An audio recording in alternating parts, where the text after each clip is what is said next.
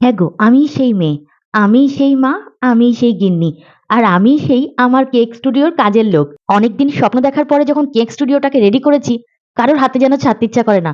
সম্পূর্ণ নিজের দায়িত্ব নিয়ে সবকিছু নিজে করি, আর ক্লাসও নিজেই নিই। মেয়েরা চাইলে সবকিছু করতে পারে, যে রাধে সে চুলও বাঁধে। এখনো অনেক মেয়েরা আছে যারা অন্যের চিন্তা করে পিছিয়ে থাকে, নিজের কিছু শুরু করতেই চায় না। তাদের উদ্দেশ্যে একটা কথাই বলবো, একবার পা এগিয়ে শুরু তো করে দেখো, পুরো দুনিয়া তোমার পেছনে পড়ে থাকবে।